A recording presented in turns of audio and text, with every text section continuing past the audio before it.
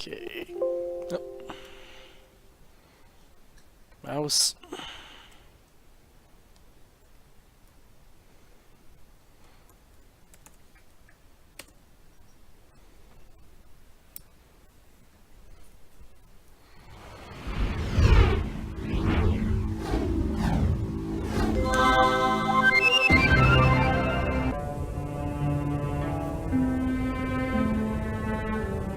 Captain's log, stardate 47111.1. A Federation listening post along the Romulan neutral zone has detected an unidentified vessel headed for Federation space. The Enterprise is moving to intercept. Because of course it's near Romulan territory. At its reported heading and velocity, the vessel will enter Federation space in approximately 47.3 seconds. Go to yellow alert. We have the vessel on sensors. The ship is a Garidian scout ship. They are driving their engines too hard. Their warp core is critical. The Garidians? What is the status of their relationship with the Romulan Empire? They're on friendly terms and may share technology. We are being hailed. On screen. Help us. We are fleeing political persecution. We seek asylum. We are being hurt. Their signal is breaking up. What do you make of this, number one? It could be a trick. The Garidians have earned a reputation as honorable warriors, Captain. They do not ordinarily resort to trickery. We are within visual range. The Garidian's warp drive is failing. They are dropping to sublight speed inside Federation space. Slow to impulse. Warbird decloaking directly ahead. A big red warbird. The Warbird is also Garidian. They are hailing us. This is an internal Garidian matter. Withdraw at once. You are violating Federation space. They have cut off transmission. The Warbird has locked its tractor beam onto the scout ship. Go to red alert. That early 3D.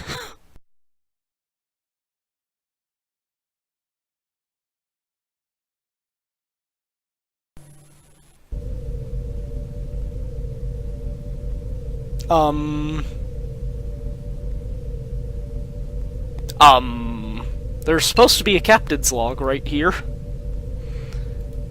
I get him to actually... Well, here it is. Green Warbird violated... He's supposed to actually be reading this.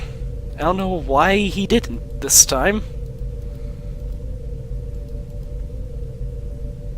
What do you think, number one?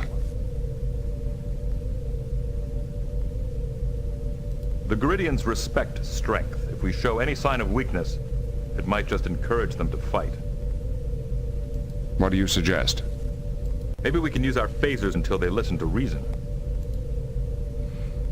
Dialogue choices.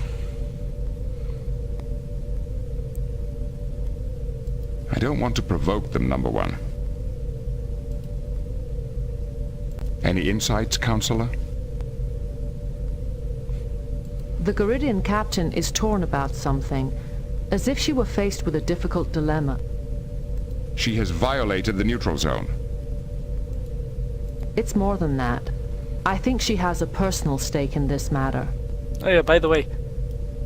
Oh, I thought I could move that. I saw it briefly highlight for a second. Mr. Worf, your analysis. Yep, there we go. I can move the dialogue boxes around. Whee! The Garidian Warbird is similar to the Romulan D'deridex class. It is less maneuverable than the Enterprise, but it has slightly more firepower. Actually, for that matter, why did I stick it down here where there's nothing important? We'd both take a beating if it came down to a fight. Our records identify the Warbird as the Asirim, commanded by Captain Pintara. Starfleet intelligence rates her as a capable but unimaginative tactician. Mr. Data, do you have any suggestions? As long as the Warbird maintains a tractor beam on the scout ship, we cannot beam its crew aboard. However, if we maneuvered the Enterprise between the ships, we could temporarily disrupt the tractor beam. We will have to drop our shields to use the transporter. And this is the right choice. Like, I could let the ship get blown up and things will continue, but this is the best We'll have choice. to take that risk. Make it so.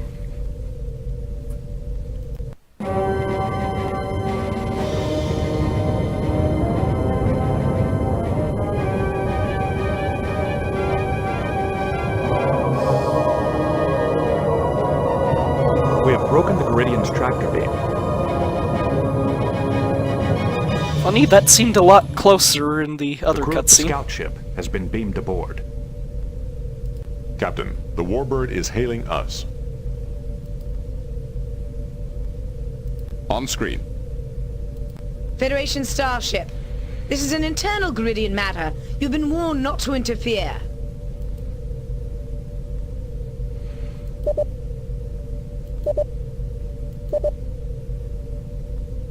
Let's see. Now I'm supposed to say something about the neutral zone, but it's either the second or the fourth option. Let's see.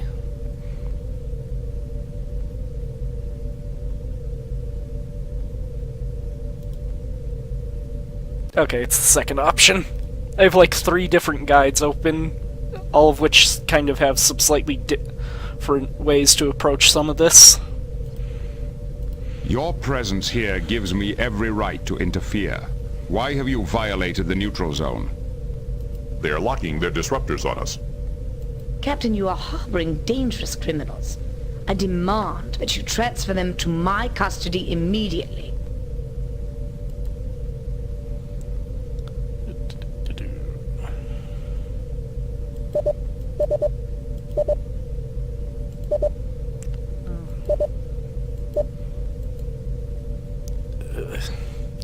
Alright, which one of these?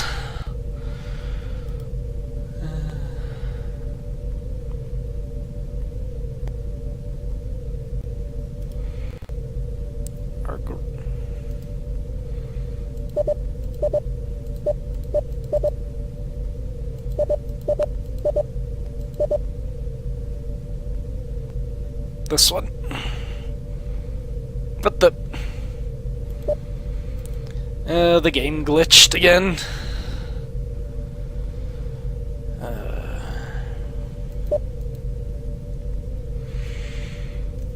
Do believe it's that second option.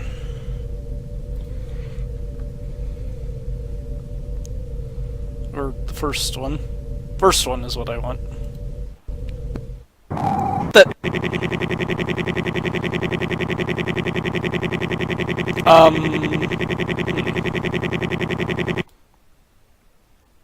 Well,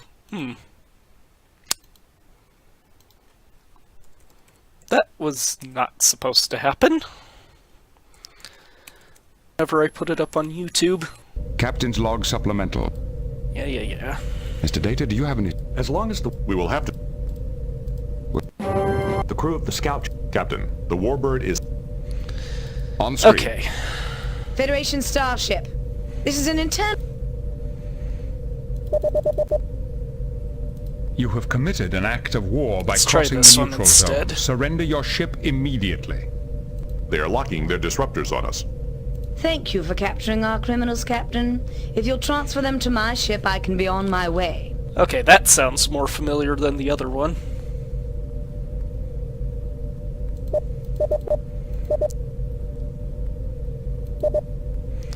Okay, Since it's giving me the right arc.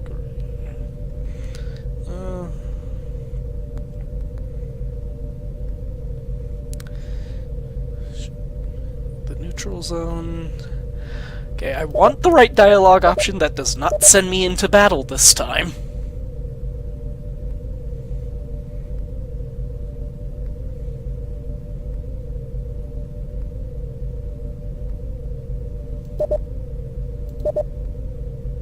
Before this discussion goes any further, I want to know who these people are and why you have pursued them across the neutral zone. They are traitors and killers. My orders are to take them back to Garrod to stand trial for murder and sedition. Whatever crimes they may have committed, you had no right to pursue them across the neutral zone. You know that there is no formal extradition treaty between our governments. Captain, one of the criminals is my son, Avocar. Return them and I swear they will all receive a fair trial. Give me a moment to consult with my Garidian guests. I want to speak with Avocar. I have him on the intercom. Avocar, the captain of the Warbird claims to be your mother. She wants to take you and your companions to stand trial on Garid. Pantara is my mother, Captain, but the Garidian ruling council listens to no one. They don't want the people to hear our message of change. Even if Pantara convinces them to spare me, my companions would never live to stand trial. We request political asylum. Okay, his dialogue sounds weird because it's only coming in on the left channel on my headset. Very well. You may stay on board the Enterprise until we have sorted this matter out. Thank you, Captain. Your son has requested political asylum. He and his companions will remain aboard the Enterprise. You will return to Garidian space immediately. Very well. You have won this time. There we Captain. go. But I promise you, there will be a next time. The Warbird is heading back toward Garidian space. They are activating their cloaking device. That was the right set of Captain, dialogue. our new arrivals are requesting to speak with you. Their names are Lucana, Avocar, and Tabak. What are your orders, Captain? Set course for the Ruinor sector and resume our patrol along the neutral zone. Yes, sir. Engage. Either option is okay, but I always resume the patrol.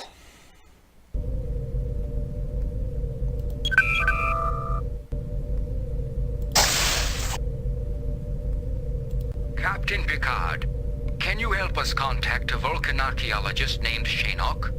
He may possibly hold the key to the discovery of the Lawgiver's fifth scroll.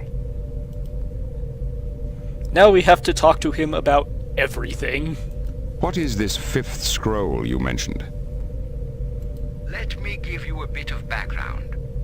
Garidian society is a rigid structure consisting of two distinct classes, the patricians and the plebeians. For the past 1,000 years, that structure has been governed by the laws derived from the four sacred scrolls. The first scroll outlines our code of honor. The second describes the relationship between the military and the government. The third defines the principles of our religion. And the fourth enumerates the privileges and responsibilities of the patrician class. But you speak of another scroll. According to legend, the Lawgiver also wrote a fifth scroll defining the rights and privileges of the plebeian class, which were not explained in the other scrolls. What makes you think Shinnok can help you? My studies indicate that the followers ended up somewhere in what is now Federation space. But because our governments are not on friendly terms, I could never follow up on that research. But the Vulcan scholar Shinnok lives in the Federation and has made extensive studies of our history. I believe he may have vital information that will help us locate the followers. Why are you so interested in this fifth scroll? I am a scholar, Captain. My interest is purely academic. Lucana, on the other hand, is a social revolutionary. She hopes the scroll will inflame the underclasses to rebellion. How would an ancient scroll do her any good? The patricians stopped the Lawgiver before he could reveal his fifth scroll. The Lawgiver and a few of his disciples, known as the Followers, left Garid in 5 spaceships to start their own colony. No trace of them was ever found, and the story gradually took on mythic proportions. Who is the Lawgiver? His real name was Avatrunai, and he was the architect of Garidian society. His 4 scrolls became the cornerstone of our entire culture. The fifth scroll could be the greatest social discovery in Garid's history. Even if you don't agree with Lucana's goals, I urge you to talk to Shinnok and help us find the scroll for science's sake. This could be an intriguing quest. unfortunately, we have to decline for now. I sympathize with your cause, but I must inform you that the Federation will not take sides in Gared's domestic politics. Captain Picard, my name is Lucana. On behalf of the oppressed underclasses of Gared, I'd like to thank you for rescuing us. Now to talk to all of her dialogue options. Don't thank me too quickly. You have illegally entered Federation space, and this ship is not a haven for criminals. I am not a criminal, Captain. I am only seeking justice for my people. Very well. You may stay on board the Enterprise until we have sorted this matter out. Do not dismiss me so quickly, Captain. The fate of all Gared is hanging in the balance. Why do you say that? I am searching for the fifth scroll. It's the only way to give the plebeians the freedom they deserve. Who are the plebeians? They are the underclasses of Gared, forced by law to serve the patricians, their masters for the past 1,000 years. Why are you so interested in this fifth scroll? Finding the fifth scroll will free my people from tyranny because the scroll gives the rights to the plebeians, Gared's lower classes. That's why the government doesn't dare let me succeed. I sympathize with your cause, but I must inform you that the Federation will not take sides in Gared's domestic politics. I had heard that the Federation was a champion of freedom. Perhaps my sources were mistaken. Why is your own mother trying to kill you? She is only doing her duty. I know she doesn't want to kill me, but she is under orders to prevent Lucana from finding the Lawgiver's fifth scroll. No, I'm dropping frames like crazy for some reason.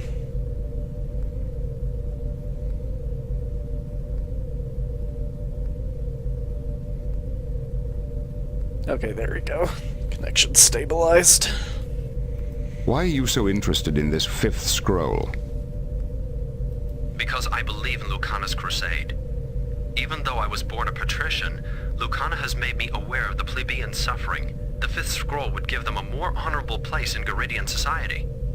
I sympathize with your cause, but I must inform you that the Federation will not take sides in Gared's domestic politics. And we are not asking you to do so, Captain. When the time comes, we will fight that battle ourselves. Okay, and now we wait. Captain, we are receiving an emergency transmission from Simcoe 4. That didn't take long. Simcoe 4? Isn't there a research center there? Yes, sir. The work at Merton's orbital station focuses on power generation. The researchers there are among the best in the Federation. On screen. This is Captain Jean-Luc Picard of the Federation Starship Enterprise. How can we be of help? Captain Picard, I am Daneb, Chancellor of Simcoe. We are in need of immediate assistance. Merton's orbital station has been attacked by an unknown vessel and does not answer our hails. Attacked? But the station is a purely scientific facility. That head, what is going on with his hair? Is the attacking vessel still present? We do not know. Whoever or whatever they were, our sensors did not detect them. Perhaps it was a cloaked Romulan vessel. That's your answer to everything, Worf. It's always the Romulans. I doubt the Romulans would venture this far into Federation territory. The risks are too great. Captain, you must hurry. The attack has destabilized the station's experimental power core. We don't know how long we have until a core breach, but I can tell you the resulting energy release and radiation would be catastrophic. What about survivors? Did anyone get off the station? We detected several escape pods, but we haven't recovered them yet. The pods we detected could hold only a few dozen. There are hundreds aboard the station, including families. Set course for Simcoe 4. I hope it's not too late. Thank you, Captain. I hope you arrive in time. We'll do our best. Picard out. Dr. Crusher. Crusher here. Doctor, we may shortly be taking on a large number of wounded, possibly hundreds. How much time have I got? Not enough, I'm afraid. Picard out.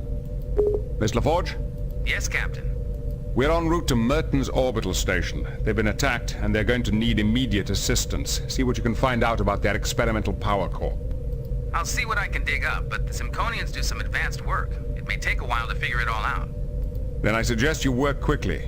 Millions of lives on the planet's surface may be at stake. I expect a full analysis of the situation and our options as soon as we're within sensor range. Yes, sir. Engage. And, while we're here, save, because we could still get into random battles.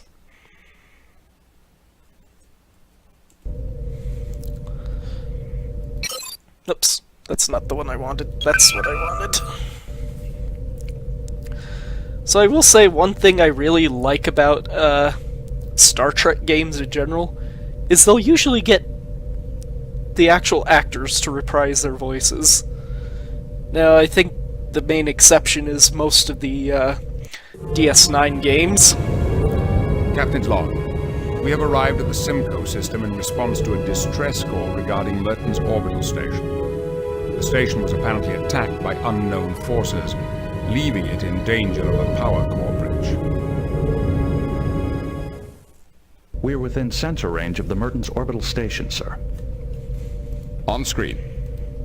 Miss LaForge? LaForge here. Report. What is the condition of the station? You're looking at what's left of the Merton's orbital station, one of the largest research centers in the Federation. What's left? Looks like a good chunk of it is still left. The focus of their work is on power generation. 5 years ago, they built the prototype of an experimental power core, and it's been running the station ever since. Power generation studies? That doesn't warrant an assault like this. I've been in contact with Starfleet headquarters. Power generation is only part of what this station studies. For several years, researchers here have been working on new ways to detect cloaked vessels. If the Romulans discovered this, they might have risked a raid. The Simconians did not detect the attacking ship. It may have been cloaked. That's speculation, Mr. Worf. We have no proof the Romulans were involved. Well, whoever it was, something powerful punched through the station's shields and sliced off an entire research wing. It looks like they just grazed some of the pylons. What do you mean, sliced off? There is insufficient debris in the area to indicate that the missing section was destroyed. It is possible the attackers simply removed it. So, you notice, the part that was actually attacked is this glowing orange bit that's kind of coming into view. The rest of it still looks intact! Geordi, could that be what destabilized the power core? No, and that's what I can't figure out. Damage to the upper deck should only cause minor problems, but I'm reading serious power fluctuations. Maybe serious enough to breach the power core's containment field. What will happen if the containment field fails? I can't say for certain, but with the amount of energy that thing can put out, I wouldn't want to be around it when it goes. Is there any way to shut down the core? There's a fail-safe mechanism which is supposed to jettison the core automatically in an emergency. I'd say this qualifies as an emergency. Why wasn't the core jettisoned? The only way to prevent it is by manual override. Someone has to be there to stop it. That means there's someone still alive in there. Data, are you picking up any life signs? The station's shielding is interfering with our sensors. I cannot tell if any of the crew are still alive. However, life support is still functioning. But power readings indicate that it may fail at any time. Dr. Crusher? Crusher here. We're nearing Merton's station. Are you prepared for casualties? My staff is ready to do double shifts. We can handle about 330 emergency cases, but we'll have to beam the rest down to Simcoe. Understood. What is your recommendation? We can't do anything from here, but to get an away team aboard, we have to find a way through those shields. I believe I have a solution. The station's upper shields are badly damaged. If we establish a lock on a transporter on the upper decks, a transporter beam could penetrate the weakened shields. Once we're in, we should be able to jettison the power core. Then we could lower the station's shields and evacuate the wounded. Very well, number one. Make it so. Geordi, I want you and the rest of the away team ready to go in 20 minutes. We'll be there in 10. Okay, quick save. Then Mr. Worf, your analysis. talk to everyone. Captain, we should check our orders from Starfleet. Mr. Data, any suggestions? I suggest we contact Starfleet, Captain. Any suggestions, number one? I'm sorry, Captain, I don't have any suggestions right now. Counselor, do you have any thoughts? I'm sorry, Captain, but I don't have any suggestions right now. So that's 2 clueless and 2 we should talk to our superiors. Let's see. Forget, can I... How do I communicate with the planet?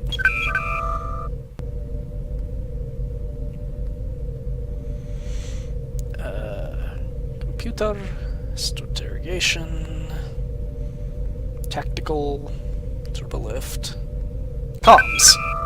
Nope, I guess I can't talk to the planet right now, so... Transporter, engineering, holodeck.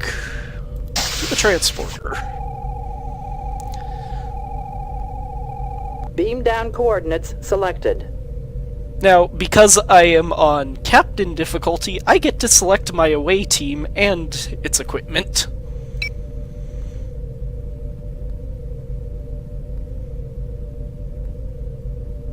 Actually, I'm pretty sure 90% of her dialogue is, nope, I don't have anything to offer. Commander Riker, please report to the transporter room.